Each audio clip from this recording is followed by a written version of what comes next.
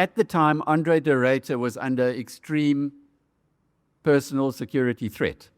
And as a consequence, we felt it was advisable not to disclose that he would be talking at the investment conference. And as a consequence, he came and he made his address and then he disappeared again. You do know, and I don't think Mteto is going to go too deeply into the issues, but Eskom is not an easy job. Well, no, it's the easiest job in the country. It's the safest job in the country. Well, I think right now to be the ambassador for the Donald Trump regime, the Donald Trump administration in South Africa is probably also a bit of a dicey job. But we are privileged today to have the first public address from the new ambassador from the United States to South Africa, Ambassador Brent Bozell. This BizNews production is brought to you by Brenthurst Wealth, a multi-award-winning, truly independent boutique wealth manager. Invest better with Brenthurst. Thank you, Alec. And thank you for the BizNews community, for the warm invitation, and for convening such an extraordinary gathering of leaders, investors, and engaged citizens. It's an honor to join you here in Hermanos so early in my tenure as the United States Ambassador to the Republic of South Africa. Though I've only recently arrived, I've already begun to experience the richness and complexity of this remarkable country. I've traveled beyond Pretorius to Johannesburg and Durban, Cape Town, and now Hermanos. I have met with government officials, business leaders, and local communities. I have visited at the Apartheid Museum and the District 6 Museum. A word about those. Those are not mere tourist stops. They are places that remind you that South Africa's history is lived memory, sacrifice, struggle, resilience, and unfinished work. At the same time, I have been struck by something equally powerful, the dynamism of this country, its entrepreneurs, its innovators, its young people, its deep reservoir of talent, ambition, and confidence.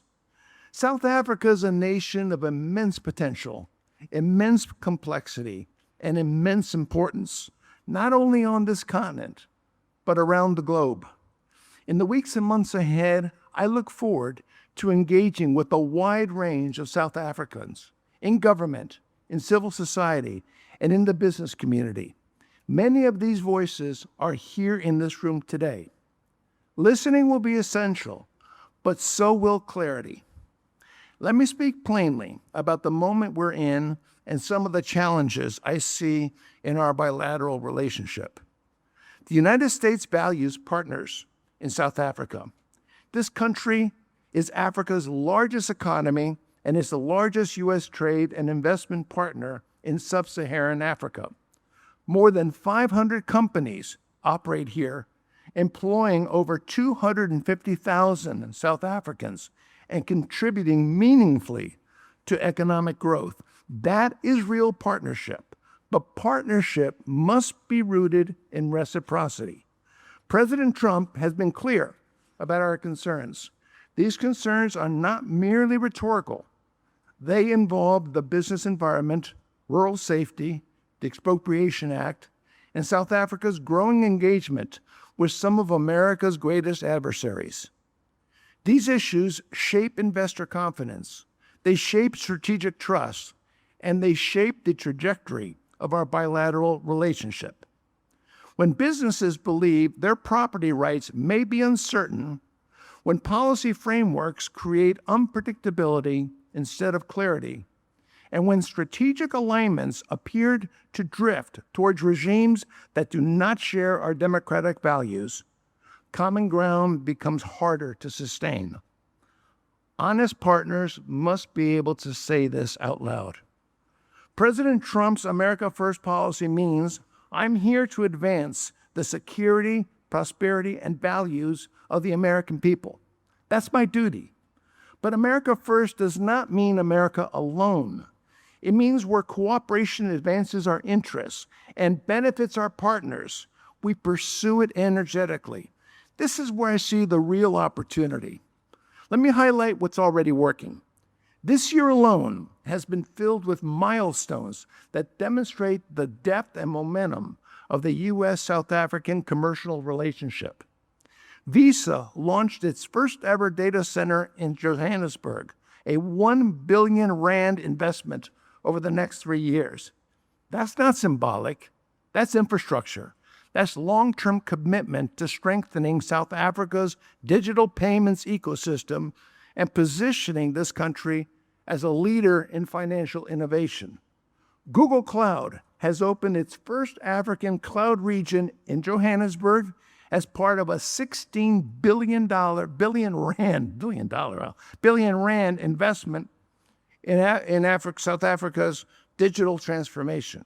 That means advanced cloud services, AI capabilities, and machine learning tools are now available to South African enterprises, enabling them to compete globally.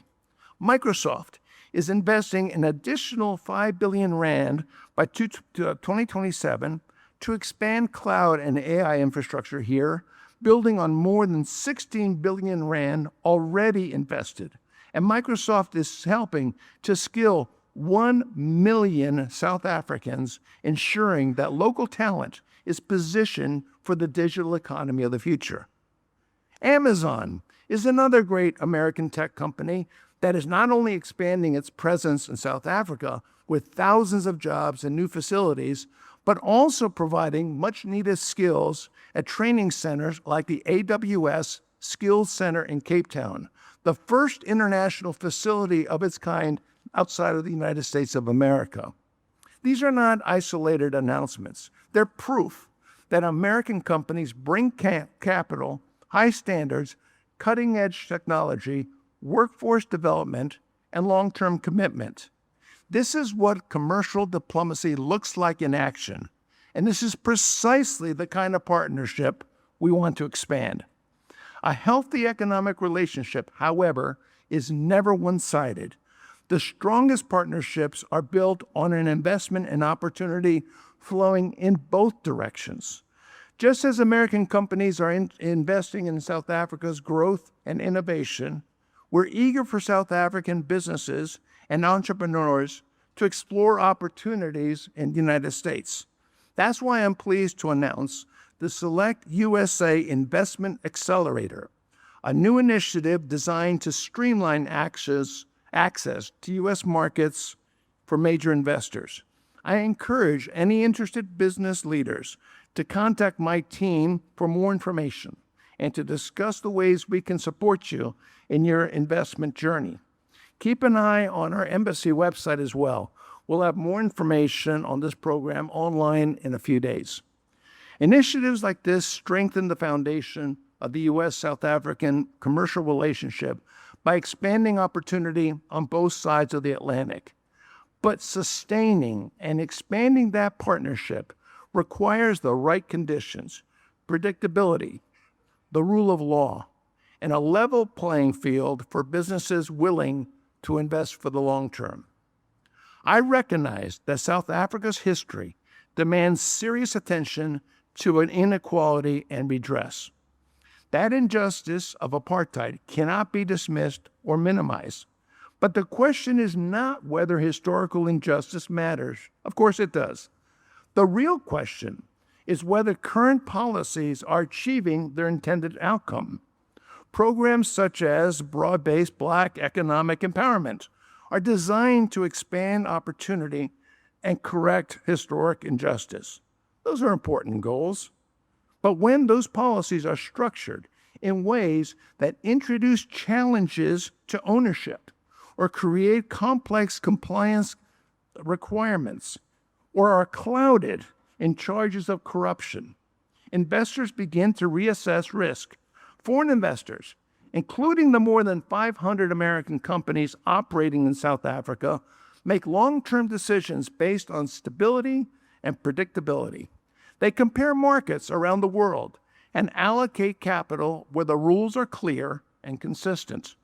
When the policy environment becomes uncertain, investment slows. Expansion plans are reconsidered. In some cases, companies choose to deploy their capital elsewhere. And when that happens, the costs are borne not by the investors, but by the workers and the communities. Fewer factories are built. Fewer smaller businesses are integrated into supply chains. Fewer young South Africans gain access to the skills and jobs that large-scale investment can create. If policies create uncertainty around property rights or impose regulatory burdens that discourage this expansion, the result isn't not empowerment, it's stagnation. And stagnation ultimately harms the very communities these reforms are meant to uplift. Inclusive growth requires both opportunity and investment confidence. The most successful economies find ways to pursue redress while also creating an environment where capital, innovation, and entrepreneurship are encouraged to grow. I would suggest that the responsibility to craft these solutions does not rest solely with policymakers. It rests with business leaders as well. Those of you in this room have influence. You shape narratives. You advise governments. You structure deals. You innovate. The future of this economy will not be decided by rhetoric. It will be decided by whether South Africa creates an environment that welcomes investment and rewards risk-taking. The United States stands ready to be a partner in that work. We believe the U.S.-South Africa relationship has great untapped potential, but unlocking it requires alignment on fundamentals. If South Africa seeks improved access to U.S. markets and deeper economic integration, we will need to see serious proposals that reflect reciprocity and fairness. Fair trade must work in both directions. I've spent much of my public life navigating disagreements. When I led an international commission to help secure free and fair elections in Nicaragua, I worked alongside leaders with whom I disagreed profoundly on most issues, yet we found common ground in service of a greater good. That experience taught me that principled fairness and cooperative engagement are not contradictions, but complements. I bring the same mindset to this role. We may not agree on everything with the government of South Africa. We may continue to have serious differences regarding international legal proceedings, strategic relationships, or elements of domestic policy. But there are areas where progress should be straightforward.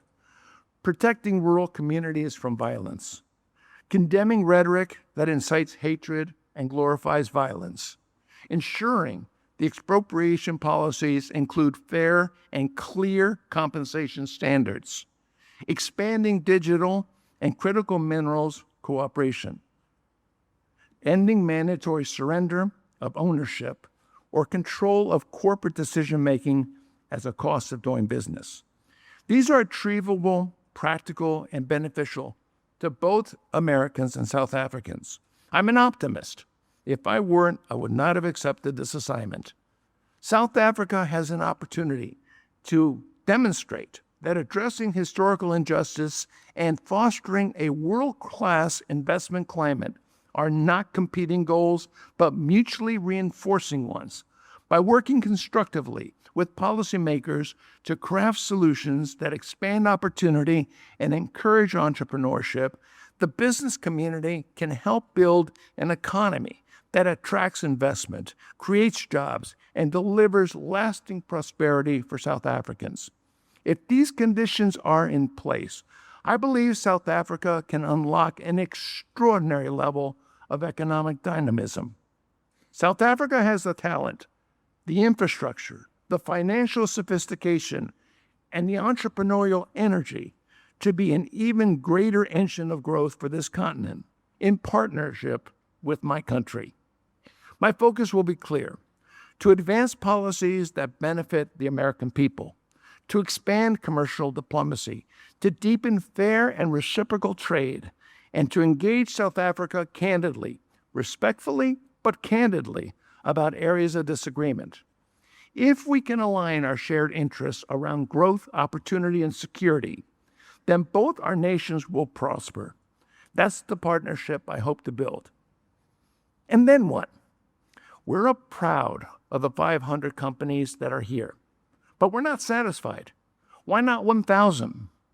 We're pleased that we've created jobs for 250,000 South Africans, but we're not done. Why not double that number as well? That's how Americans think. Nothing is beyond the pale for us. We want partners who also dream great dreams, and that's South Africa's signature. Let us do all in our power to make our relationship prosper and thrive. Thank you very much.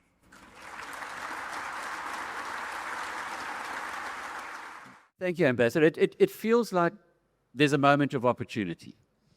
And you would probably have 99% of the people in this room saying, yay. But what can be done by these people and the business tribe generally to grasp that opportunity, given the blockages that do exist?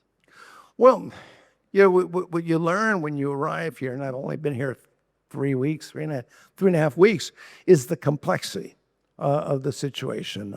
You also learn that there are those in the government who want to see the business community succeed, while there are those in the government, frankly, don't want to see it. I'll tell you where our position has been very firm. We put together 5 asks. I mentioned 3 of them, but there were a couple more. We put them forward to the South African government. We've been waiting for almost a year for a response. And as I've made clear in meetings that I've had, the United States is I should look at it this way too. We're running out of patience. We believe that more and more it becomes a statement by the South African government when it doesn't want to respond to simple questions that we have. We may not get clarity on the kill the boer chant that we believe is hate speech. I'm sorry, I don't care what your courts say. It's hate speech. We believe that there is clarity on the expropriation. We believe we can find these things. But the South African government has to step up to the plate. At this point, what I'm saying to the business community, you do too. What I don't have patience for, and I'll be very blunt here. I'm known for being blunt. This is why the president asked me to do this. But I don't want to hear businesses say one thing publicly and another thing privately.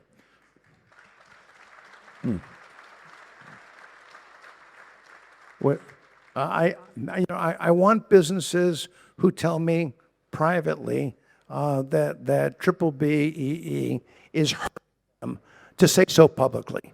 I don't want them to feel fear from the government. There has to be that kind of outspokenness. Now, your organization clearly does that, or else you wouldn't be having this meeting. But I will urge you to be more outspoken. I think we are at perhaps an existential moment that none of us wanted. Nobody was looking for this situation to go in this direction. Things were going very, very well, but things have gone off course. So, the last part of it, I will say, when I spoke with the president, he had one mandate. It was so simple. He said, I want South Africa to become non-aligned once again. That's not too much to ask, non-alignment. And that's what he wants. He'll take non-alignment, not where we're going right now. That's a meandering answer. See, I'm a diplomat. No, it's a good answer. Yeah. It's a good answer. Non-aligned is something that I think everybody in this room would love to see. And there's sufficient evidence to show that hasn't been the case. But when you come to the end of your term, what would you define as success? You've been here 3 weeks, so it's pretty early days, but have you given that any thought? Well, what is success? True success is for the level playing field in business, where America is allowed to compete on an even footing against any country in the world, one-on-one. Because if there is that level playing field, without question, I believe we'll crush the competition. We have better products, better technology. We create jobs that stay in South Africa. We don't bring in our workers, create something that's a piece of crap, and then take it out. My wife used an iron yesterday that was she was ironing something. It was built in China. She put it down, and immediately it burned a hole in the ironing board. It looked like it cost 5 cents or 5 rand to build. We'll build better products. So what's success? Success in business is an even playing field. Success in business is trade deals that are fair for both sides. And that's all we ask for, is fairness on both sides. We're not asking for a thing more than that. And that's been the president's position he started it in his first term, and he's doubling and tripling down now. And finally, in the foreign policy space, I'm not going to discuss that today. I can't. The situation is too fluid in Iran right now, so it's best not to have a discussion. We can come back and have another discussion on that at the appropriate time. But that has to be resolved. The foreign policy has to be resolved. The statements, the things that have happened in the last week are not at all helpful. Insulting our president on the eve of coming to our country is not a good sign. Sending condolences letters to Iran after one of the world's greatest terrorists has been put down is not a good sign. They have to be resolved, and there are going to be some tough discussions ahead, but hopefully South Africa will understand that it ought not to be aligning with international pariahs like Iran. You mentioned the last week, but things have been boiling or moving to a boiling point in the relationship between South Africa and the United States. It doesn't make sense for this country not to be friendly with the United States, given that you are our second biggest trading partner. What can you do to cool the temperature? Yeah, well, Alex, that's a very good point. That's the very first thing we've said. I came here.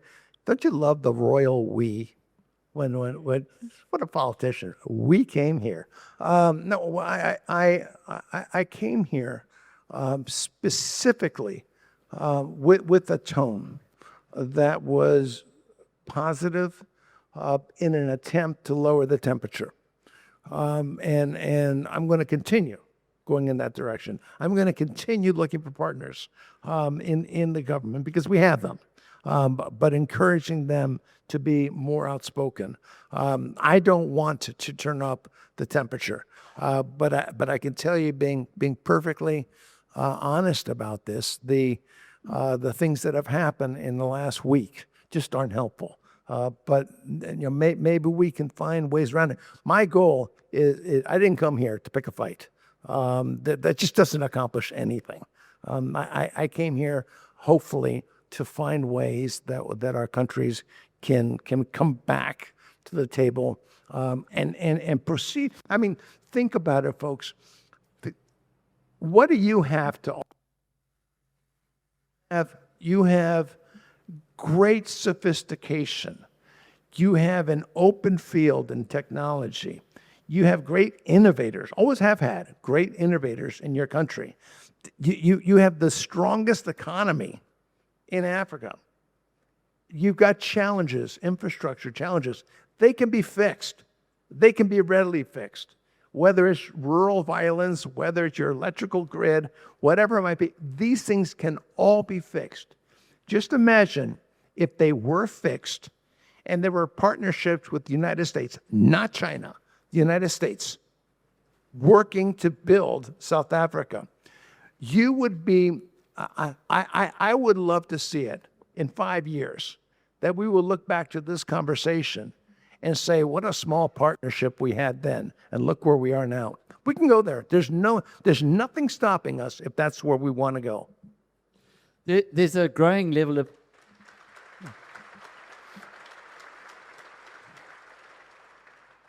There's a growing level of frustration in the business community, and here in the Western Cape in particular, which is a different part of the country, as you're well aware, at the growing antagonism between the ANC part of the Government of National Unity and the United States. What can people here, living here, what can people in the business community do, if anything, to perhaps change that trajectory? Okay, I'm not going to lecture you folks on your history and give you that kind of a recommendation. I don't have the right to do that. But let me comment on this. I read Nelson Mandela's book right before arriving here. I was struck by something dramatic. On the very day, one of your leaders, and I just can't remember who it was, but it was one of the top party leaders, might have been in the ANC, might have been outside of the government, made the statement that your country should review that 1976 law that was passed that stated that everybody had to be associated by color. And I had just read the day before that passage in Nelson Mandela's book that addressed that law when it came out, saying it was the worst law he'd ever seen. And now you have people saying we should go that way, but of course in reverse. You have people who will say that the Apartheid Museum will point to 147 laws that were based on race against blacks then, and there are 150 some now that are aimed against whites, and that's been reversed. What do you do about that? What you do is you do what's happening in our country. The corollary, I think, is dramatic. In our country, conservatives who were at such odds with Dr. Martin Luther King are now quoting him about the importance of the character of your, the color of your skin is not important. It's the character of your being that matters. I think it would be wise for the business community to return circa 1995, where it seemed like there was a desire for this country to not just heal wounds, but to explode going forward. And for a while, that's exactly what happened. I would encourage you to go back to those days and explore what the country's identity looked like and champion that going forward. Don't get caught. Don't get caught by playing by the rules of those who want to divide and conquer. If you lose, you lose. Don't fight them that way. Fight them by projecting what you wanted to project in 1995, what the country wanted to project. Look, when you have 40% unemployment, when you have crime out of control, they know it's not working. They know the system isn't working. The vast majority of South Africans know this isn't working. So go back to that dream that you had and start projecting it again. Yeah, hope.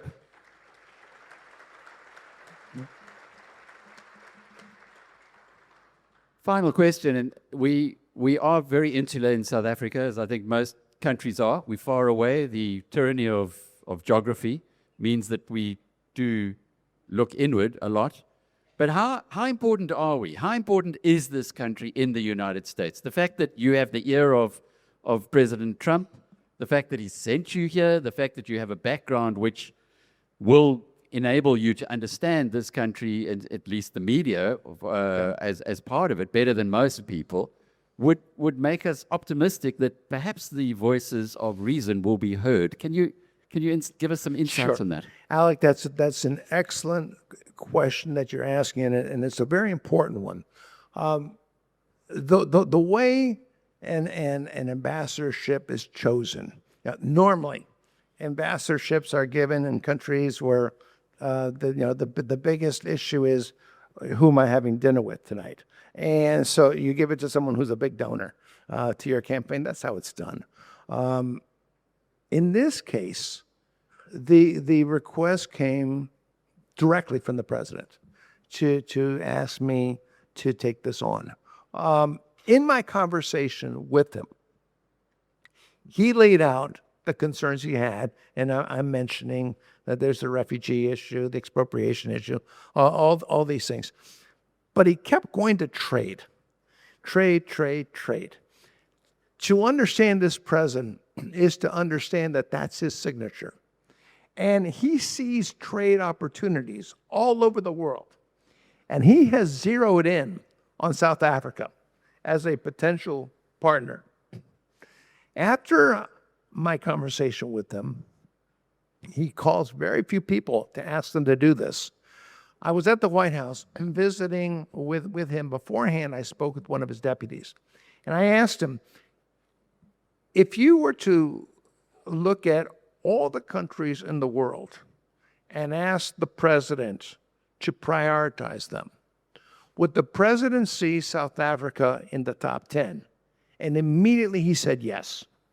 So don't think you're insignificant to this president.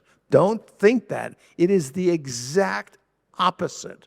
What he wants is partnerships. He is seeing the potential. He also understands the challenges, and they're serious, and we're not kidding ourselves. There are serious challenges, but he's looking at the opportunities. So I say to you, ladies and gentlemen, I say this with all sincerity. This is a president who is looking at your country, and he is seeing some beautiful music when we can resolve the problems that we have. Thank you, sir.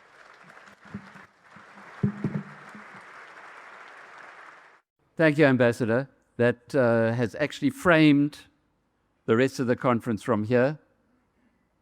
A position of hope. Often people come to the BizNews events feeling pretty down in the dumps and think, oh, damn, what's going to happen next? And leave having received a better perspective on what's happening. And I think we've begun on that journey. So thank you again for gracing us with your presence, and welcome belatedly to South Africa. We hope you have a long and very successful stay. Thank you.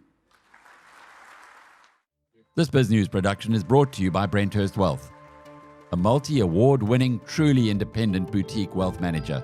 Invest better with Brent.